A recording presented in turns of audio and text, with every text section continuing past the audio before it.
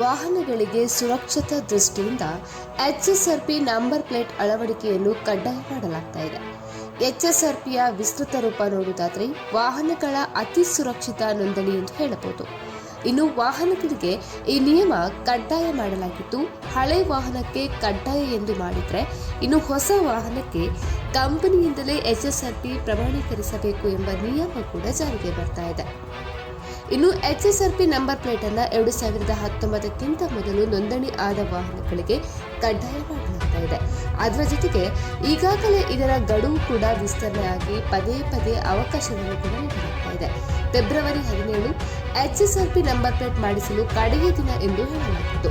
ಅದರ ಬಳಿಕ March April ವರೆಗೆ ಕೂಡ ಸಮಯಾವಕಾಶವನ್ನು ನೀಡಿದೆ. ಇನ್ನೂ ಕೂಡ ಸಮಯಾವಕಾಶ ಇದ್ದು ಶೀಘ್ರವೇ ಎಚ್ಎಸ್ಆರ್ಪಿ ನಂಬರ್ ಪ್ಲೇಟ್ ಅಳವಡಿಕೆ ಕಡ್ಡಾಯ ಮಾಡಿಸಿಕೊಳ್ಳಬೇಕು ಎಂದು ಸಾರಿಗೆ ಸಚಿವರಾದ ರಾಮಲಿಂಗಾರೆಡ್ಡಿ ರೆಡ್ಡಿ ಅವರು ಹೇಳಿದ್ದಾರೆ.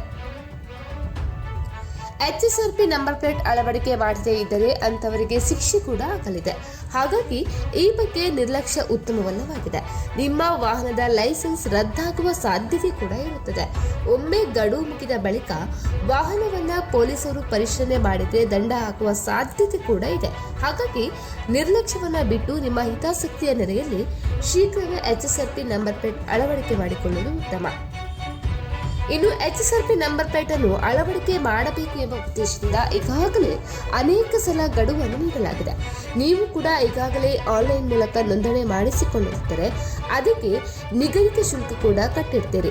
ಶುಲ್ಕ ಕಟ್ಟಿದ ಬಳಿಕ ಅದನ್ನು ನೀವು ಎಸೆಯಬಾರದು. ನೀವು ಅದನ್ನ ಬಳಸಿಕೊಂಡೇ ಕಾನೂನು ಪರ ಹೋರಾಟ ಮಾಡಬಹುದು. ಅಂದ್ರೆ ಪೊಲೀಸರು ಗಾಡಿ ಪರಿಶೀಲನೆ ಮಾಡಲು ಬಂದರೆ ಶೀಘ್ರವೇ ಎಚ್ಎಸ್ಆರ್ಪಿ ನೋಂದಣಿಗೆ ಪಾವತಿ ಮಾಡಿದ್ದನ್ನು ತೋರಿಸಿದ್ರೆ ದಂಡ ಕಟ್ಟುವ ಅಗತ್ಯ ಕೂಡ ಇರುವುದಿಲ್ಲ. ಇನ್ನು ಎಚ್ಎಸ್ಆರ್ಪಿ ನಂಬರ್ ಪ್ಲೇಟ್ ಅಳವಡಿಕೆ ಮಾಡಿಲ್ಲ ಎಂದು ಫೈನ್ ಹಾಕುವ ಮೊತ್ತ ವಿಭಿನ್ನದಿಂದ ಕೂಡಿರಲಿದೆ. ದ್ವಿಚಕ್ರ ಹಾಗೂ 4 ಚಕ್ರದ ವಾಹನಗಳಿಗೆ ಬೇರೆ ತೆರನಾದ ಫೈನ್ ಇದೆ ಎಂದು ಹೇಳಬಹುದು. ಇನ್ನು ಮೊದಲ ಸಲ ಎಚ್ಎಸ್ಆರ್ಪಿ ಅಳವಡಿಸದೆ ನಿಯಮ ಉಲ್ಲಂಘನೆ ಆದರೆ 1,000 ರೂಪಾಯಿ. ಹೀಗೆ ನೀವು ತಡವಾಗಿ ನಂಬರ್ ಪ್ಲೇಟ್ ಹಾಕಿದಂತಹ ದಂಡದ ಮೊತ್ತ ಕೂಡ ದುಬಾರಿಯಾಗಲಿದೆ. ಎಚ್ಎಸ್ಆರ್ಪಿ ನೋಂದಣಿ ಮಾಡಿಟ್ರೆ ನೀವು ದಂಡ ಕಟ್ಟುವ ಅಗತ್ಯ ಕೂಡ ಇರುವುದಿಲ್ಲ. ಇನ್ನು ಮೇ 31 ನೋಂದಣಿ ಮಾಡಲು ಕೊನೆಯ ದಿನಾಂಕವಾಗಿದ್ದು ಅಷ್ಟರ ಒಳಗೆ ನೀವು ಎಚ್ಎಸ್ಆರ್ಪಿ ನಂಬರ್ ಪ್ಲೇಟ್ ಅನ್ನು ಅಳವಡಿಸಿದರೆ ಉತ್ತಮ ಎನ್ನಬಹುದು.